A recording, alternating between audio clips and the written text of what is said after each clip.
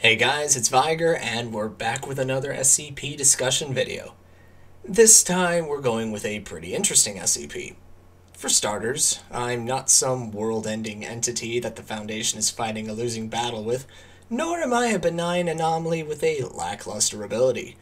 I'm sort of a middle ground SCP with both an interesting, yet deadly, anomalous trait. So without any other delays, let's begin with the SCP known as SCP-426, Object Class Euclid. The term cognitohazard is used a number of times throughout many different SCPs. A cognitohazard is a memetic hazard that is only dangerous when it is perceived with any of the five senses, such as sight or sound, as well as possessing information about the cognitohazard. Some hazards result in fatal mutations or changes in mental faculties. Then there's me, SCP-426. If that opener sounded a bit confusing, don't worry, it'll all make sense soon. I am a regular, ordinary toaster, with no branding or markings to suggest what kind of toaster I am. I function exactly the same as any other toaster, toasting bread when powered by any compatible energy source. As most of you have probably noticed, my first anomalous trait is a mild cognitohazard. Whenever someone discusses me, they involuntarily refer to me in the first person. As of this time, the Foundation has found no way of suppressing this first-person referral. Unfortunately, this isn't my only anomalous trait. My second is another cognitohazard, which is much more lethal. Whenever someone is within my presence for prolonged periods of time, they will slowly begin to attempt to perform my basic functions. In layman's terms, they will try to act like a toaster, usually ending in death. The Foundation had acquired me at the home of a newlywed couple, their names redacted from my file. For simplicity's sake, I will refer to them as Mr. and Mrs. Roberts, who were also accompanied by Mr. Roberts' parents. I had been in their possession for roughly 2 months before firefighters were sent over due to an electrical fire. It was determined that Mrs. Roberts had inadvertently started the fire when she had attempted to devour an electrical socket. This event happened prior to 2 other deaths in the family. Mr. Roberts' mother died due to internal bleeding when her stomach burst after she engorged herself with about 10 kilograms of bread, or roughly 22 pounds. Mr. Roberts himself died due to severe blood loss after he tried doing something with me that is redacted from the file. It's probably wise that it's left redacted. Emergency officials only found one survivor, Mr. Roberts' father, who was suffering from severe malnutrition.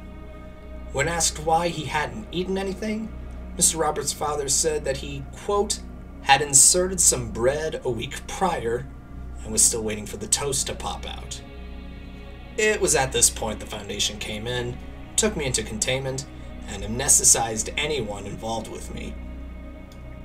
As with most SCPs like me, the Foundation needed to know how my anomaly functioned, so the most logical thing to do was subject D-Class to me and my cognitohazards in a variety of ways.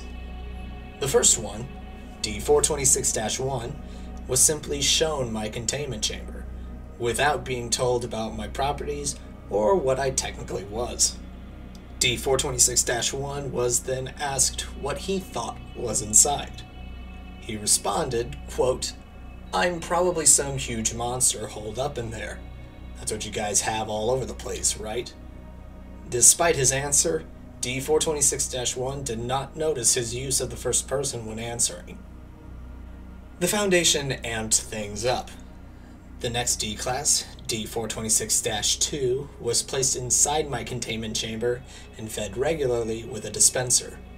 Researchers were not allowed to communicate with D426-2, and multiple security cameras were installed to monitor him.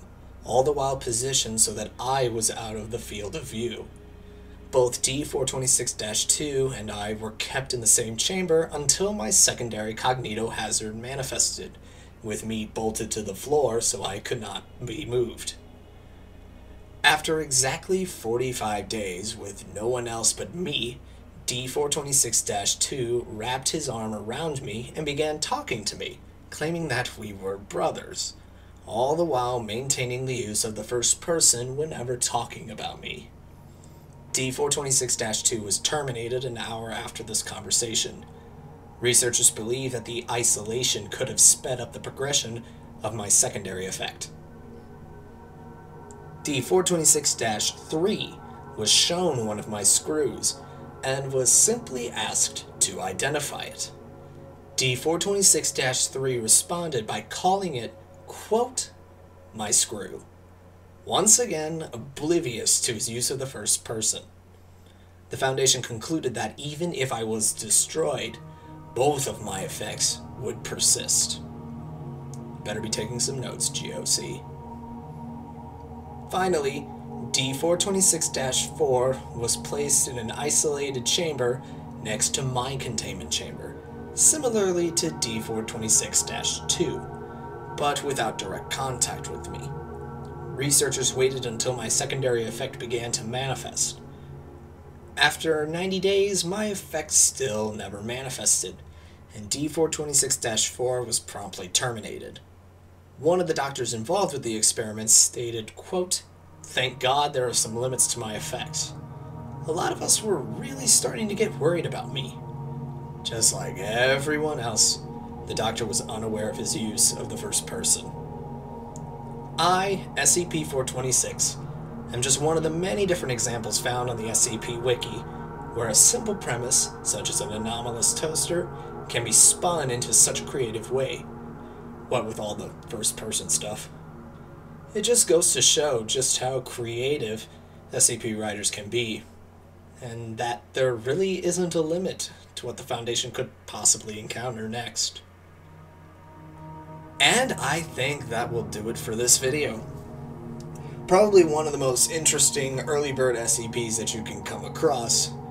I mean, I am kind of a riot when you get right down to it. But that's it for this video.